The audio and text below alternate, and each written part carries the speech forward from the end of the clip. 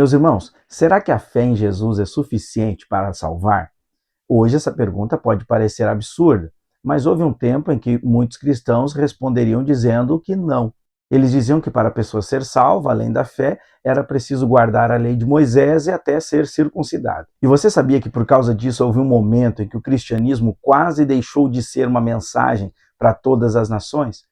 Nos primeiros anos da igreja surgiu uma discussão que colocava em risco a própria essência do evangelho, até que uma decisão tomada em Jerusalém mudou a história do cristianismo. Se tivesse sido diferente, talvez eu e você não tivéssemos conhecido o evangelho como conhecemos hoje. Porque o cristianismo hoje, mundial, poderia ter se tornado apenas uma seita dentro do judaísmo, fechada, com segregação étnica e restrita a um povo. Por isso, quero falar juntamente com você hoje que a graça que você recebeu de graça, ao mesmo tempo que ela é o fundamento da nossa salvação, é o alicerce da unidade da igreja. Então fica comigo até o final desse vídeo, porque esse estudo vai mudar a forma como você enxerga o que significa ser salvo unicamente pela graça de Deus. A paz do Senhor, meus irmãos, eu sou o pastor Eliezer Nunes, seja bem-vindo ao meu canal. Aqui você encontra todas as semanas os comentários das lições da Escola Bíblica Dominical, com profundidade teológica, mas em uma linguagem clara,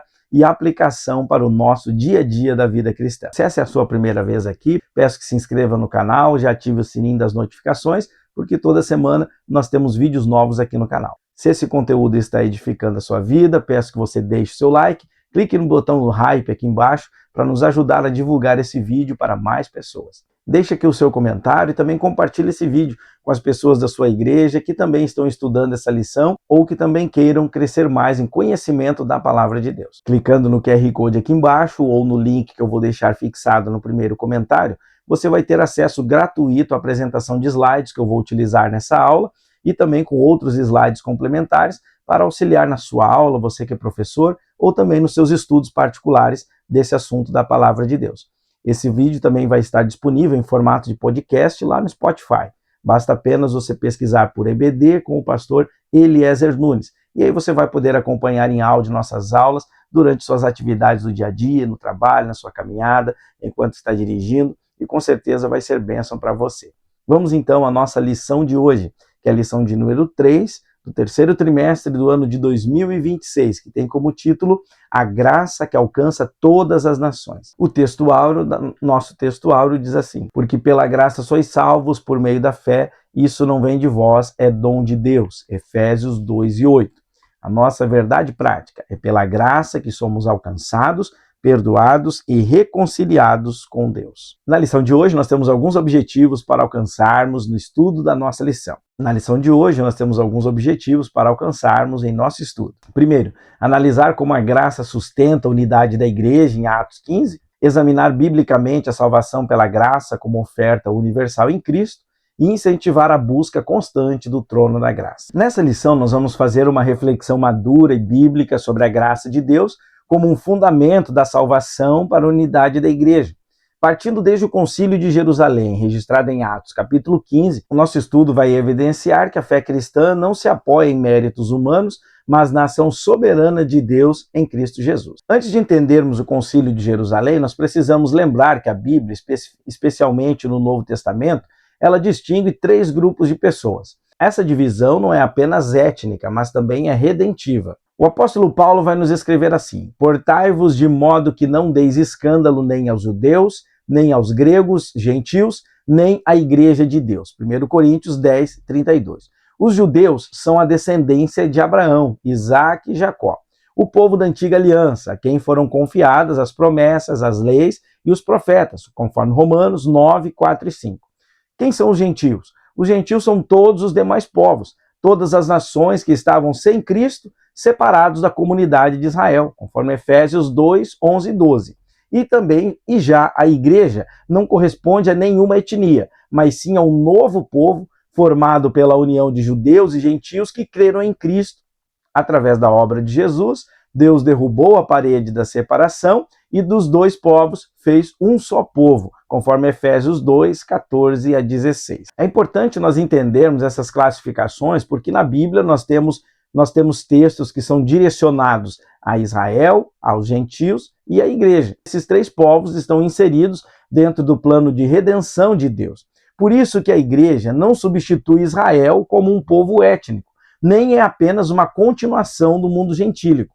A igreja constitui uma nova comunidade espiritual que é unida pela fé em Jesus Cristo. E é exatamente nesse contexto que o capítulo 15 de Atos se torna tão importante para nós. Porque a pergunta era: os gentios precisariam tornar-se judeus para fazer parte do povo de Deus? A resposta do concílio foi decisiva. A salvação é pela graça mediante a fé e não pela incorporação ao judaísmo. Agora nós vamos então ao primeiro tópico da nossa lição: quando a graça preserva a unidade da igreja. Vamos entender aqui o cenário primeiramente. Nós estamos em torno do ano 48 depois de Cristo. Paulo e Barnabé acabaram de voltar da sua primeira viagem missionária, que durou em torno de 2 anos, onde os gentios, ou seja, pessoas que não eram judias, como eu expliquei antes, creram em massa no evangelho, foram cheios do Espírito Santo e passaram a incorporar o corpo de Cristo em todas as cidades por onde eles passaram pregando o evangelho, conforme você pode ver aí no nosso mapa. Agora vem comigo, essa alegria pela salvação das pessoas trouxe consigo uma tempestade doutrinária que poderia ter destruído a igreja logo no seu nascedouro. E é sobre essa tempestade e a graça que acalmou essa situação que nós vamos falar agora. Também quero frisar aqui para você que no Novo Testamento, especialmente aqui em Atos capítulo 15, não aparece a palavra concílio. O texto simplesmente afirma no versículo 6, os apóstolos e os presbíteros se reuniram para considerar este assunto. A palavra grega utilizada para reunir-se é sinagô, ou seja, ajuntar, reunir. Enquanto o verbo idem, que significa examinar ou considerar, indica que eles se reuniram para analisar cuidadosamente a questão. Por isso, o nome Concílio de Jerusalém é uma designação histórica posterior empregada pela tradição cristã para identificar essa importante assembleia, essa importante reuniões das lideranças da igreja no primeiro século. Então vamos ao primeiro item que diz o concílio em Jerusalém. O primeiro concílio geral da história da igreja não nasceu de uma reunião burocrática ou de uma disputa por poder eclesiástico. Alguns homens vindos da Judéia desceram até Antioquia e começaram a ensinar os cristãos gentios que se eles não se circuncidassem conforme o costume de Moisés, eles não poderiam ser salvos. Agora pare por um instante e pense no peso dessa afirmação. Não se tratava de uma discussão sobre um detalhe secundário da fé. Tratava-se sobre a própria essência da salvação. A salvação dependia da graça de Cristo somada às obras da lei, ou seria ela exclusivamente pela graça mediante a fé em Jesus? Como bem vai observar o comentário Bacon sobre esse texto, a pergunta que pairava sobre aquele concílio era decisiva. Se os cristãos gentios fossem obrigados a seguirem e obedecerem à lei judaica, o cristianismo permaneceria apenas como mais uma seita dentro do judaísmo, como muitas que já haviam. Mas se a resposta fosse que não, a igreja então estaria livre para cumprir a sua vocação e se tornar uma fé verdadeiramente abrangente a todo o mundo, como Cristo havia ordenado. Você percebe o tamanho da questão que estava em jogo? Não era apenas uma questão cultural, era uma questão de identidade do evangelho. Meyer Pearman, no seu comentário, vai observar que Paulo enxergou nesse ensino uma ameaça real e concreta ao próprio cristianismo.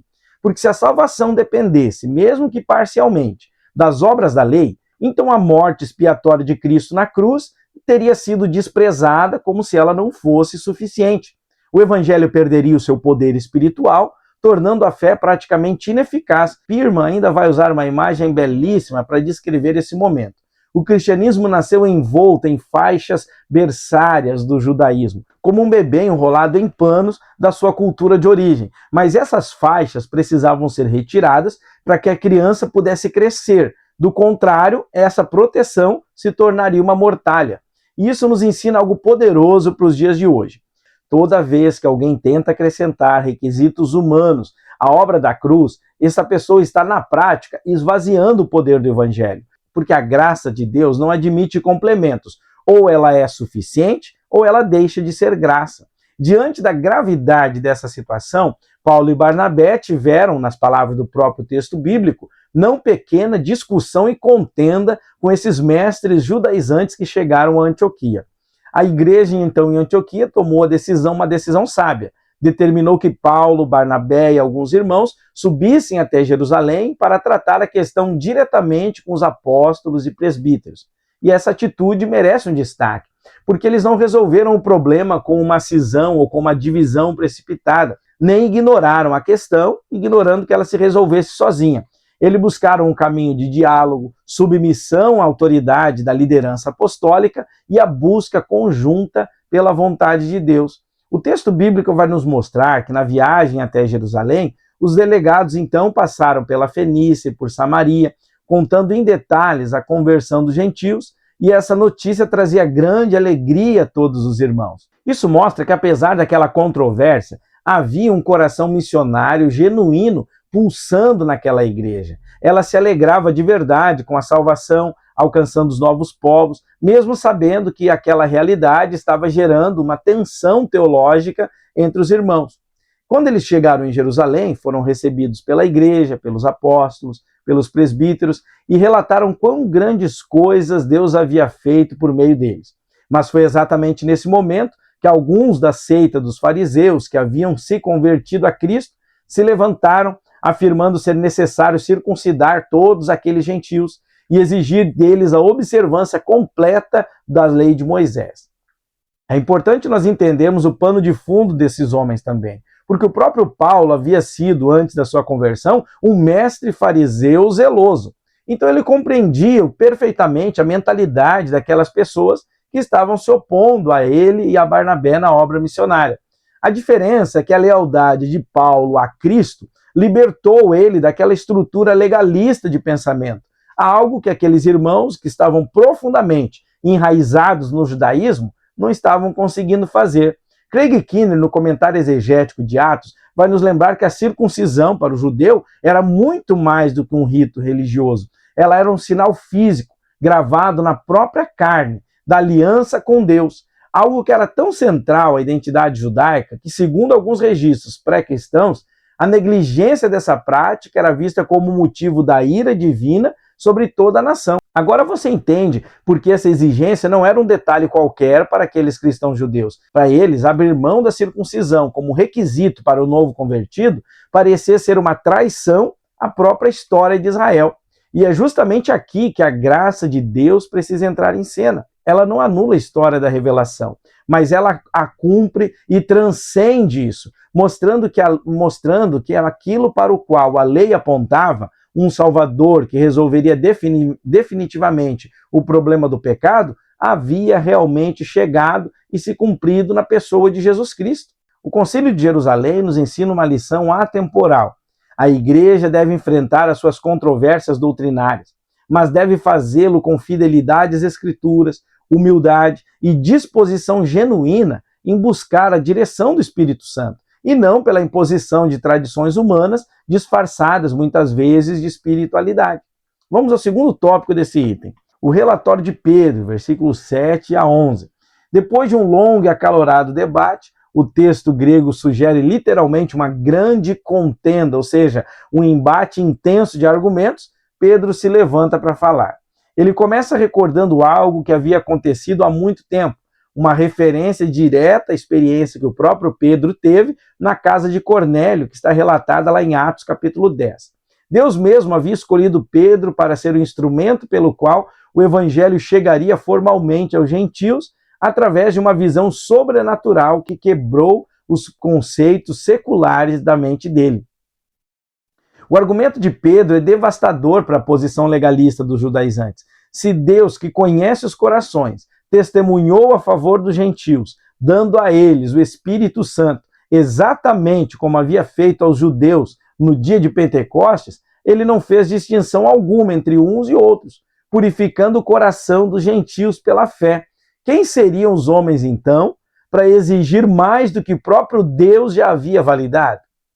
Bom, Meyer Pearman vai resumir esse argumento de uma forma direta, dizendo que na antiga aliança, a circuncisão e a observância da lei mosaica eram exigidas do povo de Deus, mas o Senhor salvou os gentios e os batizou no Espírito Santo sem exigir essas coisas. inaugurando assim um novo tempo, no qual a única condição para a salvação, tanto dos judeus quanto dos gentios, passou a ser exclusivamente a fé em Jesus Cristo. O comentário Beckham vai destacar ainda nos versículos 8 e 9 que eles estão entre os mais importantes do livro de Atos, porque ali Pedro consegue conectar diretamente o dom do Espírito Santo com a purificação do coração, ou seja, diz o texto bíblico, purificando pela fé os seus corações. Isso significa que a verdadeira circuncisão que Deus exige não é uma marca na carne, mas é uma obra sobrenatural, interior, realizada pelo próprio Espírito Santo no momento que a pessoa crê.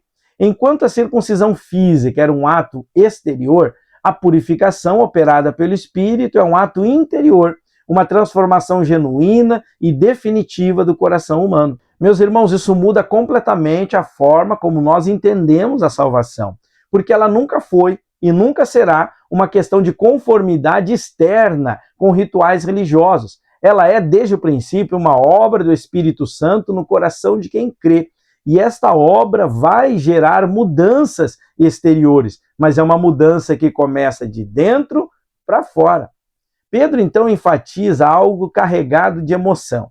Agora, pois, por que tentais a Deus, pondo sobre a cerviz dos discípulos um jugo que nem nossos pais, nem nós pudemos suportar?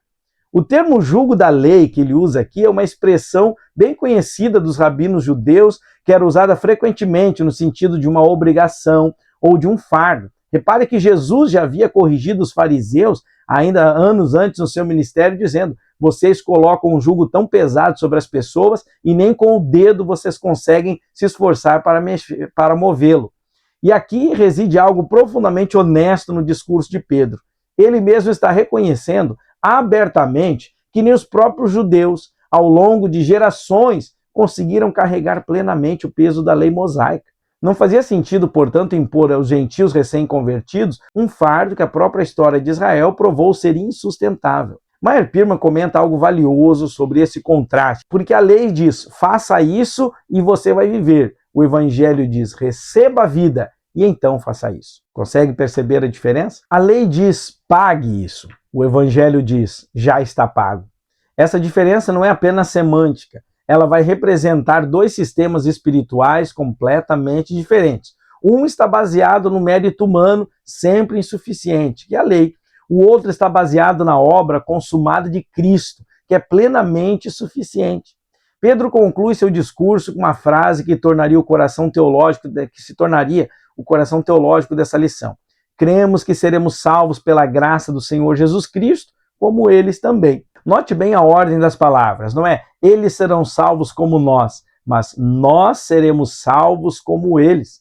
Pedro, um judeu genuíno, está reconhecendo que a sua própria salvação depende exatamente da mesma graça que estava salvando os gentios de todas aquelas nações que eles nunca imaginavam que o evangelho chegaria. Esse é o princípio que atravessa os séculos e chega até você hoje, assistindo esse vídeo aqui. Independentemente da sua origem, da sua história pregressa, dos seus erros ou dos seus méritos religiosos, você é salvo pela mesma graça que salvou o apóstolo Pedro, Paulo, a todo aquele crente e a todo crente ao longo da história da igreja. Não existe um plano B espiritual para ninguém, existe apenas uma única graça. E ela é suficiente para todos os seres humanos. Se esse conteúdo já está te ajudando a compreender a palavra de Deus com mais profundidade, peço que já deixe aqui o seu like, clique no botão do hype aí embaixo e também compartilhe esse vídeo com mais pessoas para que o YouTube possa nos ajudar a distribuir esse material para mais irmãos aprendermos juntos da palavra de Deus. Diz o nosso terceiro tópico desse item, o relatório de Paulo e Barnabé. Depois do discurso de Pedro, então o texto nos diz que toda a multidão se calou.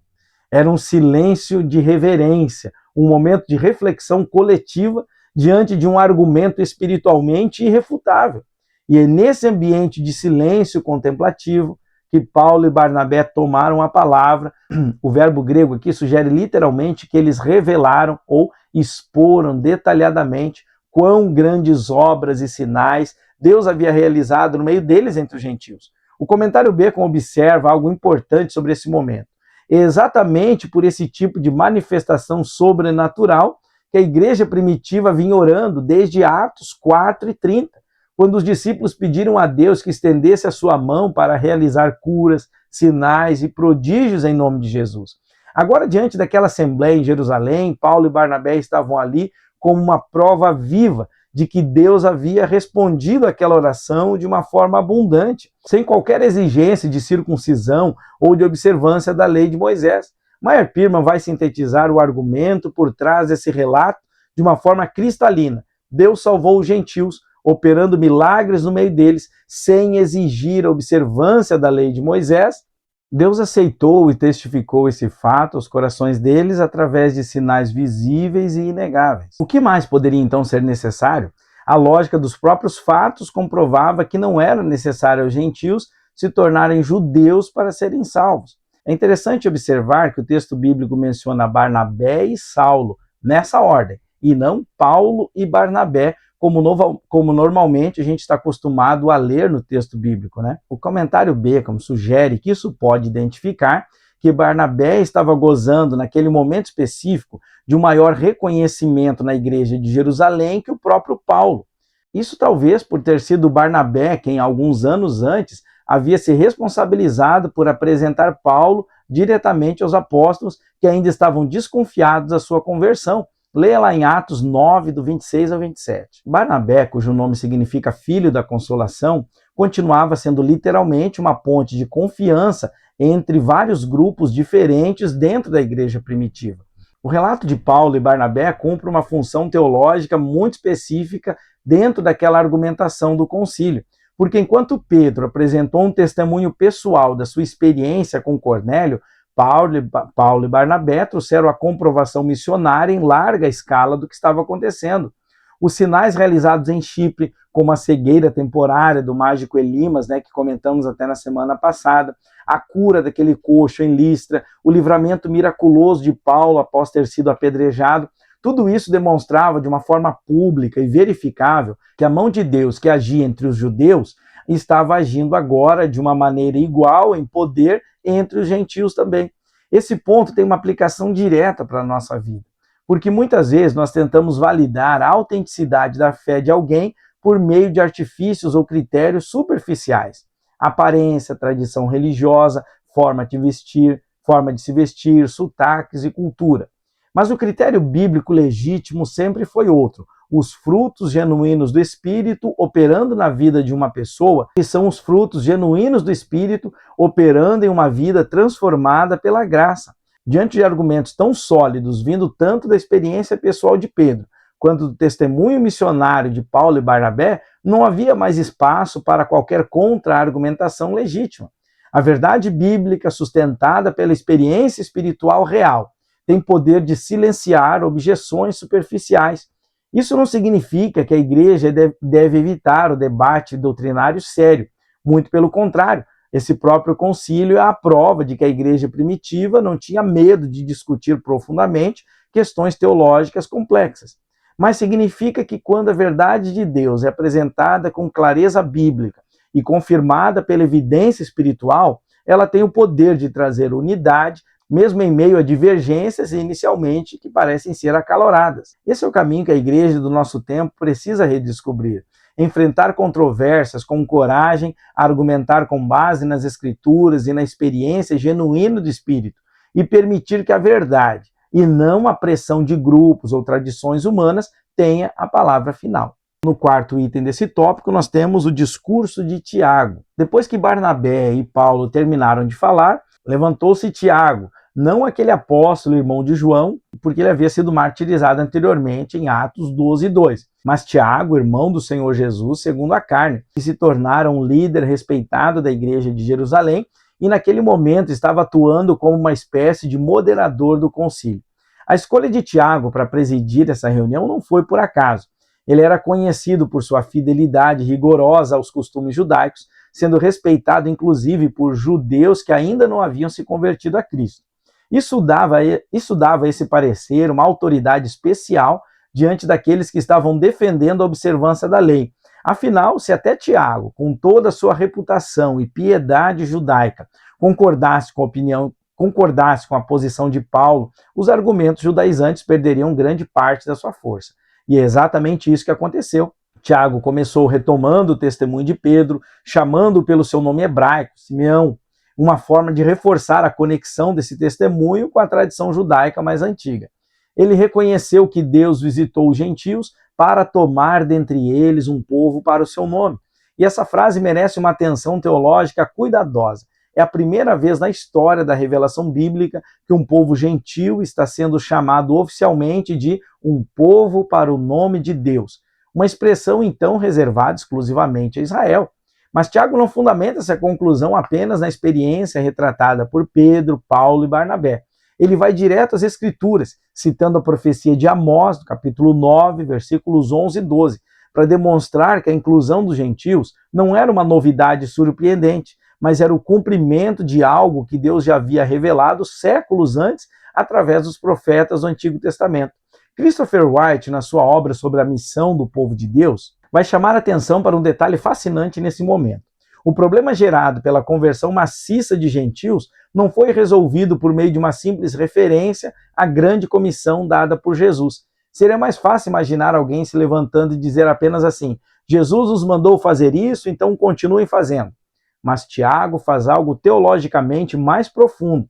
Ele recorre às Escrituras do Antigo Testamento para mostrar que aquilo que estava acontecendo diante deles era exatamente o cumprimento que a história da redenção sempre apontou.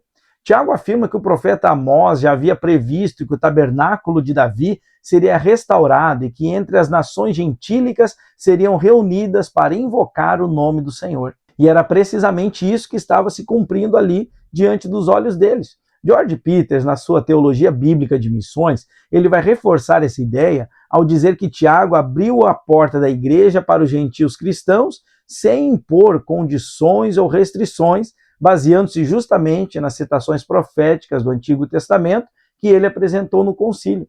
Peters observa ainda que o raciocínio de Tiago se soma ao de outros escritores apostólicos, como o próprio apóstolo João, que afirma que Cristo é a propiciação não apenas do pecado dos judeus, mas por todo o mundo, evidenciando que a universalidade da salvação não era uma ideia isolada de Paulo, mas um consenso teológico compartilhado por toda a liderança apostólica da igreja primitiva. Com base nesse fundamento bíblico, Tiago apresenta sua conclusão prática. Não se deve perturbar os gentios que se convertem a Deus, isentando eles da obrigação de guardar a lei mosaica como um requisito para a salvação. No entanto, e esse é um detalhe teológico fundamental que muitas vezes passa despercebido, Tiago não estabelece uma liberdade completamente sem responsabilidade. Ele recomenda que os gentios se abstenham de 4 práticas específicas: da contaminação dos ídolos, da prostituição e do que é sufocado e do sangue. Meyer Pearman explica com precisão o propósito dessas restrições.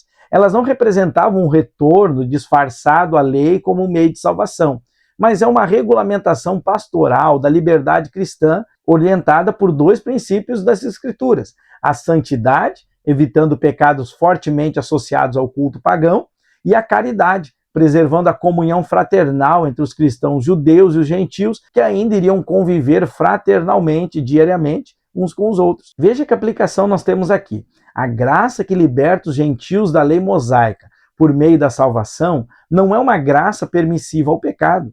Como bem está resumindo aqui o Pearman, os gentios convertidos viviam sobre a graça e não sobre a lei. Mas isso não significava liberdade para pecar. Significava, sim, que agora eles praticariam boas obras exatamente porque já haviam sido salvos e não como uma condição para serem salvos.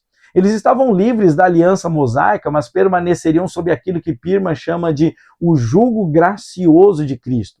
Um jugo que, ao contrário do jugo da lei, representa uma vida em amor, santidade genuína, motivada pela gratidão e não mais pelo medo. A decisão do concílio, que foi formalizada em uma carta enviada às igrejas gentílicas através de Judas, Silas, Paulo e Barnabé, encerra com uma expressão de profunda autoridade espiritual: pareceu bem ao Espírito Santo e a nós. Repare mais uma vez que fica claro aqui como aquela igreja ouvia e dava primazia ao Espírito Santo. Primeiro a direção do Espírito e depois a concordância da igreja. O comentário Beacom vai apontar que essa fórmula era tecnicamente usada em decretos oficiais da época para expressar decisões públicas de peso.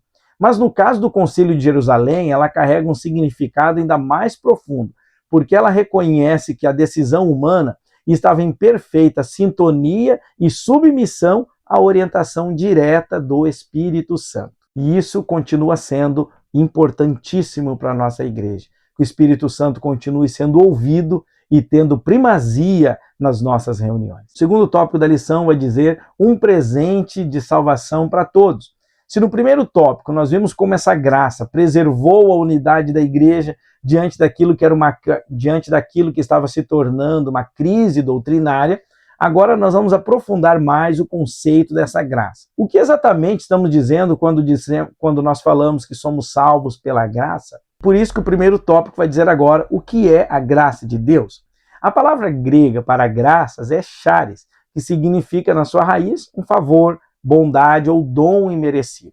E é preciso a gente ir muito além da simples definição do dicionário para compreender o alcance dessa palavra na revelação bíblica. No Novo Testamento, a graça descreve a iniciativa soberana de Deus em salvar o ser humano, não por obras, não por méritos, não por esforço religioso, mas exclusivamente por seu amor e misericórdia, conforme Efésios 2, 8 e 9. Diante do drama universal do pecado que separou toda a humanidade de Deus, conforme Romanos 3, 23, que diz que todos estão destituídos da glória de Deus, a graça se apresenta como o único meio possível para essa reconciliação.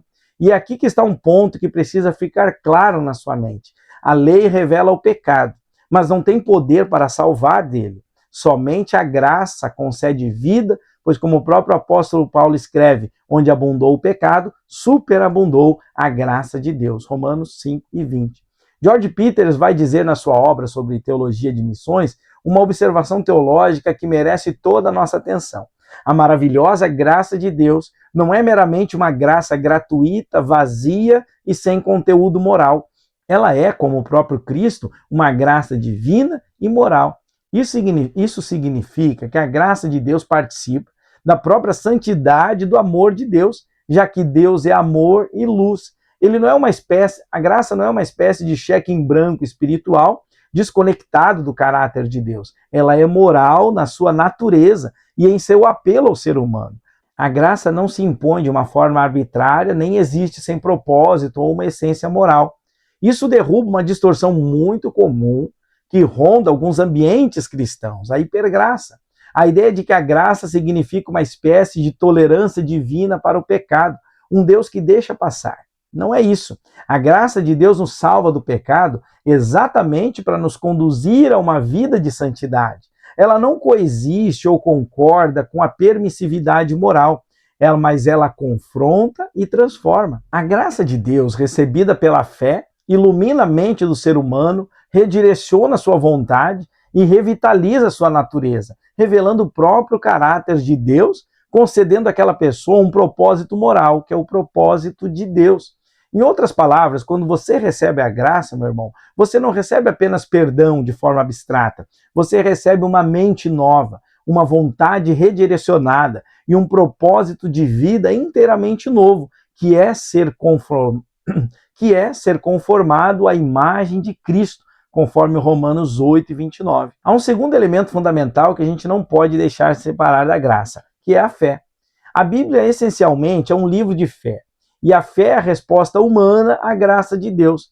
É pela fé que entendemos e experimentamos a salvação em Deus. A fé não é uma obra da vontade humana, nem uma criação da nossa mente. Ela não é o resultado de um esforço religioso, mas ela é uma resposta dinâmica, pessoal e inclusiva da pessoa diante da graça de Deus revelada em Jesus Cristo. Ela é tornada possível através da aplicação misericordiosa da palavra de Deus pelo Espírito Santo. Porque a Bíblia diz que essa fé é dada aos santos, conforme vai estar lá em Efésios 2 e 8, Filipenses 1 e 29 e Hebreus 12 e 2, que diz que Cristo é o autor e consumador da fé. Isso significa que até a própria capacidade de crer, em última instância, ela é um fruto da graça de Deus agindo antes de você. Ninguém decide o crer por uma autossuficiência espiritual, mas a graça de Deus que já estava operando na vida daquela pessoa, a graça preveniente, estava atraindo, convencendo, antes mesmo que a pessoa respondesse com fé. Ninguém escolheu acreditar em Deus, mas nós o amamos porque ele nos amou primeiro. A iniciativa é sempre divina, tudo parte de Deus. Como bem resume o texto da nossa lição, citando lá o dicionário Vini, ela vem da parte de quem concede. A disposição graciosa e amigável da qual procede o ato benevolente, a graciosidade, a ternura, a clemência, a boa vontade em geral, com uma ênfase na liberdade, na universalidade dessa graça, o seu caráter espontâneo, é o prazer que Deus tem em conceder esse dom ao ser humano. Aqui está a beleza mais profunda da graça. Ela contrasta diretamente com a dívida que nós tínhamos, Romanos 4:16. Ela contrasta com as nossas obras, Romanos 11:6, e com a lei, João 1:17. Deus, na sua soberania, ele escolheu por vontade própria oferecer perdão de uma dívida que você jamais teria condições de quitar sozinho. Isso é graça.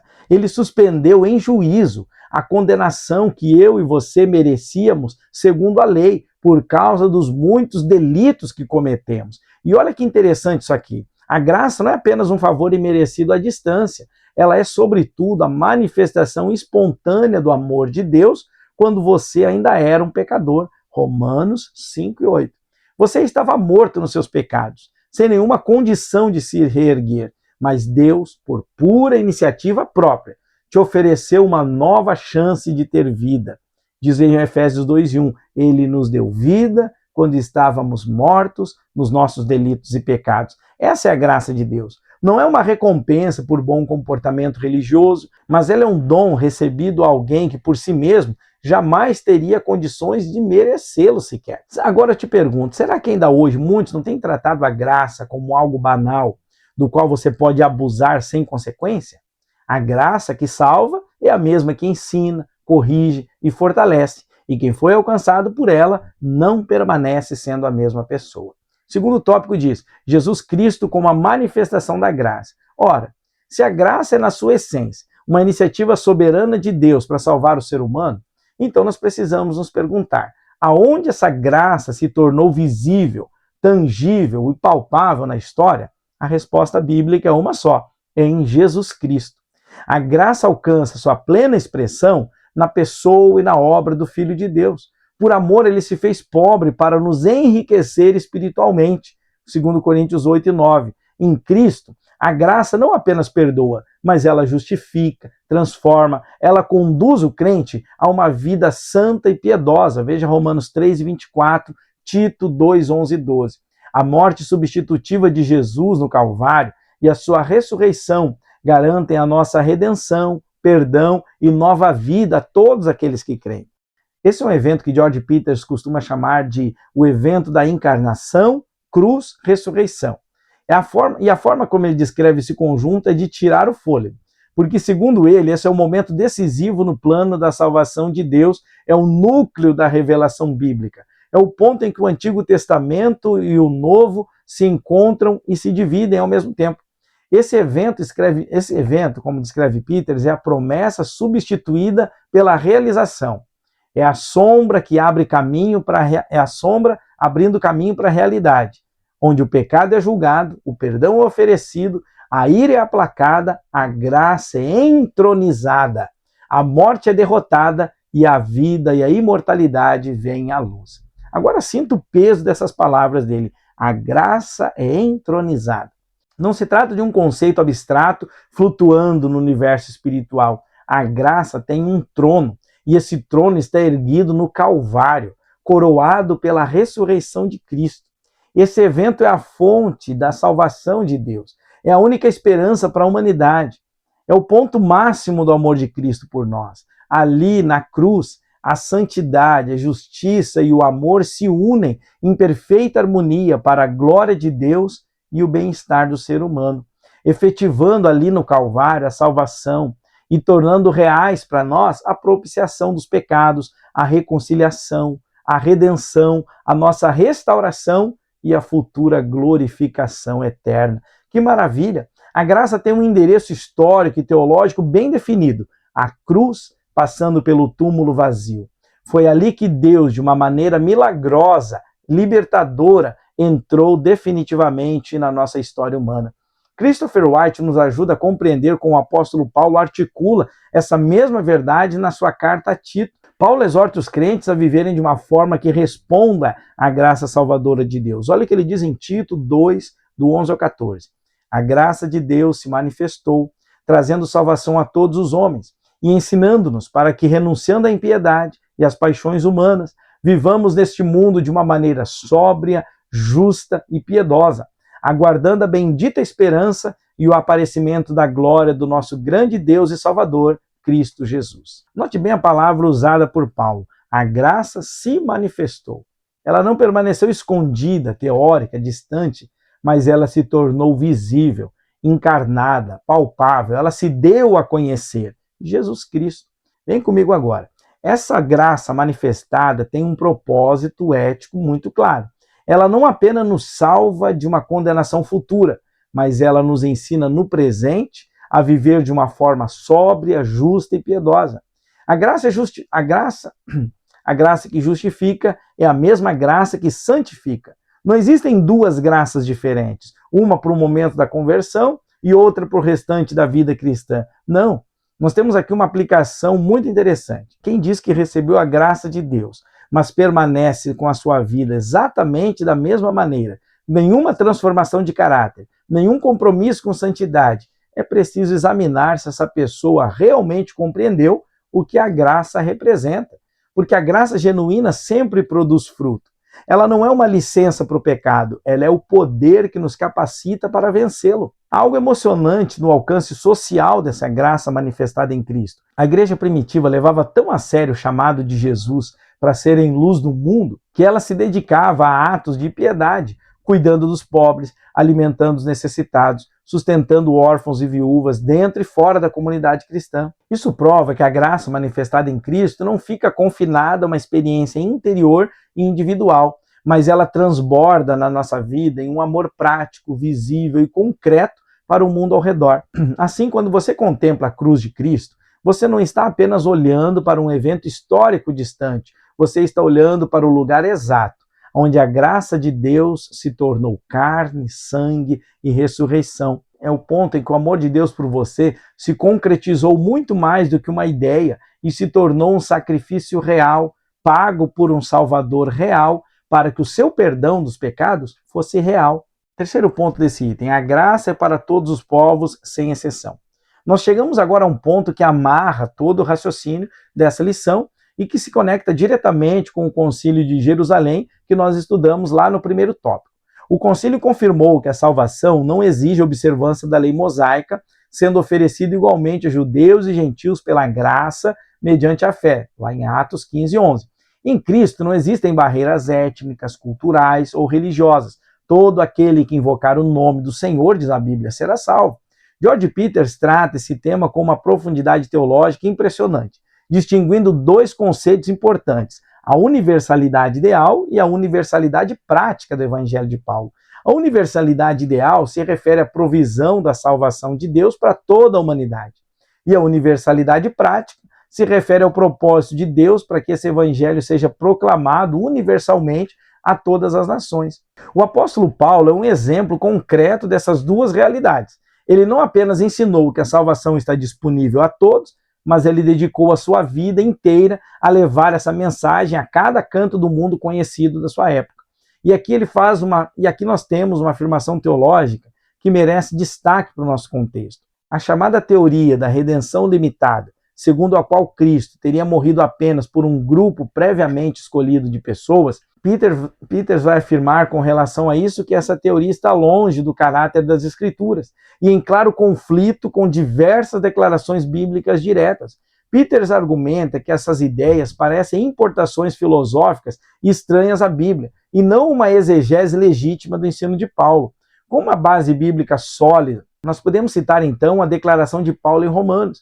Assim como por uma só ofensa veio o juízo sobre todos os homens para a condenação, assim também por um só ato de justiça veio a graça sobre todos os homens para a justificação de vida. Romanos 5,18. Ainda há a afirmação categórica de Paulo em 1 Timóteo. Deus quer que todos os homens se salvem e que venham ao conhecimento da verdade, porque há um só Deus e um só mediador entre Deus e os homens, Jesus Cristo, o homem, o qual deu a si mesmo em preço pela redenção por todos. 1 Timóteo 2, do 4 ao 6. Preste atenção nessa palavra repetida por Paulo, todos. Ele não fala em alguns escolhidos previamente, não em uma elite espiritual pré-determinada, mas sim em todos. A graça de Deus é uma oferta genuína e sincera a cada ser humano, em cada nação, em cada cultura, de cada condição social. Não existe nas Escrituras nenhuma indicação de que Deus tenha restringido antecipadamente a sua oferta de salvação a um grupo fechado de pessoas. Peters observa ainda que o apóstolo João endossa plenamente essa posição ao afirmar que Cristo é a propiciação pelos nossos pecados, e não somente pelos nossos, mas também pelos de todo o mundo. 1 João 2 e 2. Não havia no pensamento de Paulo nenhuma fronteira nacional ou cultural, porque ele não encontrava fronteiras nos propósitos de Deus, nem na suficiência da obra realizada no Calvário.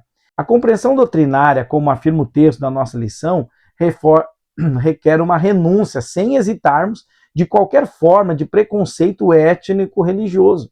Em Cristo não há judeu nem grego, mas todos são chamados a fazer parte de um só corpo. Gálatas 3 e 8. As barreiras que impedem a experiência da salvação já não existem mais, porque Jesus derrubou elas por meio do seu sacrifício na cruz do Calvário. Mas há uma advertência pastoral importante para nós aqui, que precisa ser feita e que o próprio texto da lição já sinaliza. Essa graça universal não é uma proposta irresistível, que ninguém pode rejeitar, como alguns sistemas teológicos ensinam. A graça existe para revelar o amor de Deus, que chama todos ao arrependimento, mas nem todos aceitam recebê-la. O Evangelho de João nos lembra que Jesus veio para o que era seu e os seus não o receberam, mas a todos quantos o receberam, deu-lhes o poder de serem feitos filhos de Deus, aos que creem no seu nome. João 1, 11 e 12.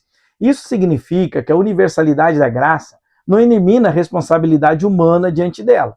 Deus oferece a todos, genuinamente, sem exceção, mas cada pessoa precisa responder através da fé essa oferta de salvação, se aceita ou não. A graça é irrestrita na sua oferta, mas não é irresistível na sua aplicação. Se você já é cristão, essa verdade deveria moldar profundamente a forma como nós enxergamos cada pessoa ao nosso redor, sem distinção de classe social, origem étnica, passado moral ou condição espiritual aparente. Se a graça de Deus é para todos os povos, sem exceção, então nenhuma pessoa está longe demais, nenhuma pessoa é ruim demais ou diferente demais para ser alcançada pela graça e transformada pelo Evangelho de Cristo. Aí o terceiro tópico da nossa lição, crescendo em graça. Depois de compreender o que é graça e de contemplar a sua manifestação plena em Jesus Cristo, como eu, pessoalmente, vou crescer e me desenvolver nessa graça? A resposta bíblica nos conduz a uma imagem belíssima encontrada em Hebreus 4,16, o trono da graça. Primeiro tópico aí, como nos aproximar do trono da graça. O texto de Hebreus 4,16 nos convida a fazer algo que à primeira vista parece impensável dentro da mentalidade religiosa do Antigo Testamento. Cheguemos, pois, com confiança ante o trono da graça, para que possamos alcançar misericórdia e achar graça, a fim de sermos ajudados em tempo oportuno. Pare por um instante para sentir o peso dessa palavra, confiança. No Antigo Testamento, ninguém se aproximava do lugar santíssimo com confiança. Apenas o sumo sacerdote entrava ali uma vez por ano, com temor, com aquelas romãs e sinetes amarrado por uma corda à sua cintura, carregando o sangue da expiação, sabendo que um único erro naquele ritual poderia custar a sua própria vida. Mas o autor de Hebreus está dizendo algo radicalmente novo.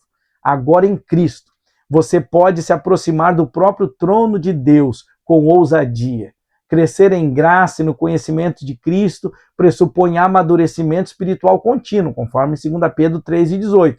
E esse amadurecimento começa exatamente aqui, na compreensão de que o acesso ao trono da graça não depende do meu mérito, mas inteiramente da obra redentora de Cristo, que removeu a barreira do pecado.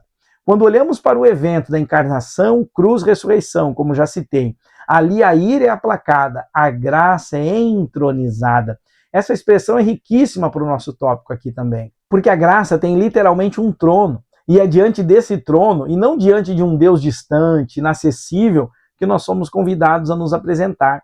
O véu do templo que separava o povo da presença de Deus foi rasgado de alto a baixo no momento da morte de Cristo. E esse rasgo simboliza exatamente o que Hebreus está descrevendo. O caminho para o trono está agora definitivamente aberto. Isso muda a forma como nós deveríamos orar hoje. Muitos cristãos ainda se aproximam de Deus como se estivessem pedindo um favor a um estranho distante, cheios de insegurança quanto a serem ouvidos ou aceitos, ou até mesmo usando palavras ensaiadas. Mas a palavra de Deus é categórica. Você tem acesso ao trono, e esse acesso é com confiança. Não porque você seja digno por você mesmo, mas porque Cristo já pagou o preço da sua admissão. No entanto, não podemos confundir essa confiança com informalidade espiritual ou leviandade, banalidade. Aproximamo-nos desse trono com fé viva e reverência, pois sem fé é impossível agradar a Deus. Do mesmo modo, essa aproximação exige humildade e um coração quebrantado, que o Senhor jamais despreza, como está lá no Salmo 51:17. É interessante notar como esses dois elementos, a confiança e a humildade, que poderiam parecer até contraditórios, na verdade eles se complementam perfeitamente numa vida cristã madura. Você se aproxima com ousadia, porque confia no sacrifício de Cristo e pela obra que ele fez. Você confia que será recebido, que será ouvido, e ao mesmo tempo se aproxima com humildade, porque reconhece que sem esse sacrifício jamais você teria condições de estar ali. Olha que coisa maravilhosa.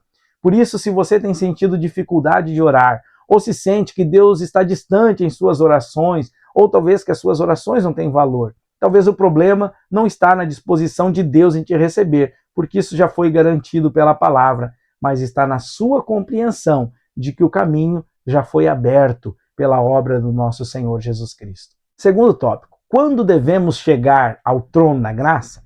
E a resposta é surpreendentemente simples e ao mesmo tempo libertadora, em qualquer tempo, mas especialmente em tempo oportuno, ou seja, exatamente no momento da necessidade. Isso significa que o auxílio divino está sempre disponível no momento em que você precisa de Deus.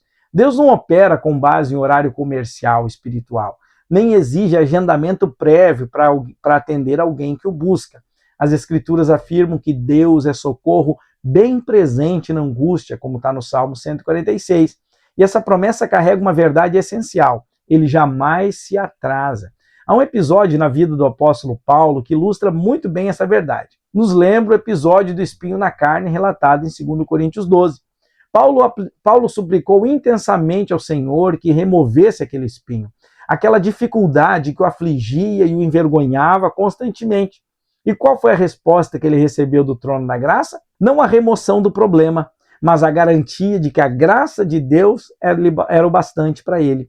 Muitas vezes não sabemos exatamente como orar, nem o que pedir com precisão, mas o Senhor Deus sabe quais são as nossas reais necessidades. Isso é fundamental para a gente entender o que é esse tempo oportuno de buscar o trono da graça. Nem sempre a resposta que você recebe será a remoção imediata daquela dificuldade.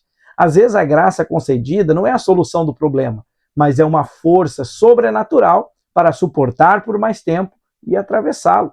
Isso não é um não de Deus, mas é um sim. É um algo mais profundo do que você havia pedido. Podemos ver outros exemplos bíblicos dessa dinâmica, como por exemplo, Elias, pedindo para que a sua vida fosse tirada porque não via mais sentido e estava com medo. Mas o Senhor, em vez de fazer isso, deu a ele descanso, alimento e uma nova missão.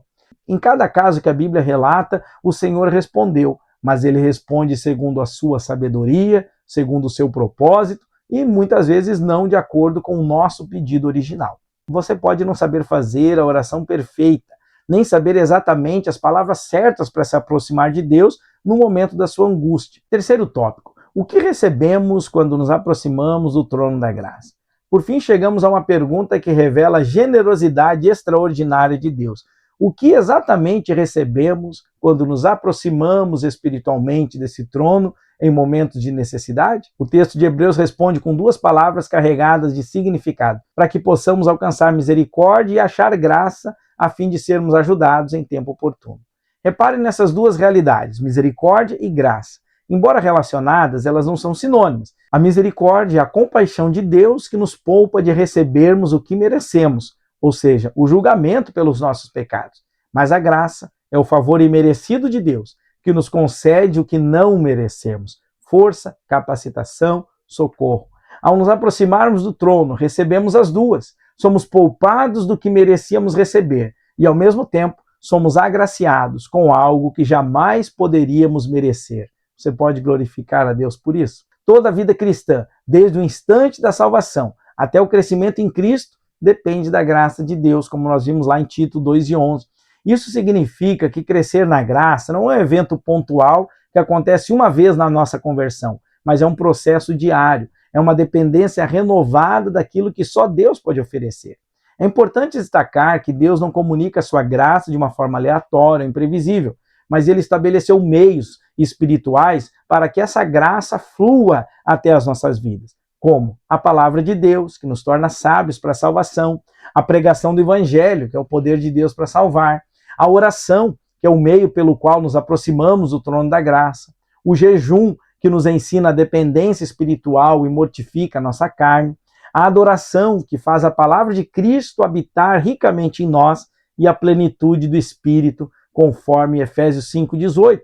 A comunhão da igreja, expressada desde os primeiros dias, onde a igreja perseverava na doutrina dos apóstolos, na comunhão, no partir do pão e nas orações. Perceba que nenhum desses meios produz graça por si mesmo. Eles não são rituais mágicos ou mecanismos automáticos de bênção. Antes, eles são instrumentos que o próprio Deus estabeleceu para alimentar a nossa fé, já que pertencemos a Cristo. E aqui tem uma aplicação importante para nós. Muitos cristãos deixam de crescer espiritualmente, mas negligenciam exatamente os meios que Deus instituiu para esse crescimento. Eles querem uma vida forte, mas sem oração. Eles querem conhecimento, mas sem meditar nas Escrituras. Comunhão com Deus, sem ter comunhão com a igreja. E poder espiritual sem dependência do Espírito Santo. Ora, o nosso crescimento não acontece por acaso. Assim como um corpo precisa de alimento para permanecer vivo, o novo homem precisa permanecer continuamente se alimentando diante do trono da graça de Deus. Quanto mais nós nos aproximamos do trono da graça, mais nos tornamos parecidos com Cristo. E esse é o grande objetivo da graça. Não apenas nos levar ao céu um dia, mas é transformar a nossa vida aqui e agora, para começarmos a refletir a glória de Deus. Agora vejam onde essa lição nos levou. Começamos discutindo uma controvérsia no primeiro século, descobrimos que essa discussão quase mudou completamente o rumo do cristianismo e aprendemos que nós somos salvos exclusivamente pela graça. Nós vimos que a graça alcança todas as nações e encerramos falando que diante do trono da graça nós encontramos misericórdia e socorro. Em outras palavras, toda a vida cristã começa, continua e termina pela graça de Deus. Vamos à conclusão da nossa lição de hoje? O Concílio de Jerusalém reafirmou que a salvação é exclusivamente pela graça, abrindo caminho para a expansão universal do Evangelho. Desse modo, esse marco histórico ensina que a Igreja deve enfrentar desafios doutrinários com fidelidade bíblica, humildade pastoral e plena dependência do Espírito Santo, cumprindo sua missão entre todas as nações. Meus irmãos, se esse conteúdo edificou a sua vida, deixe o seu like, clique no botãozinho do hype aqui embaixo para ajudar o canal, se inscreva no canal, compartilhe esse vídeo com mais pessoas para que mais irmãos conheçam o nosso trabalho e possamos assim juntos crescer em graça e em conhecimento. Me acompanhe lá pelo Spotify também para ouvir essas aulas no formato de áudio. Deus abençoe sua vida e até o próximo domingo, em nome de Jesus.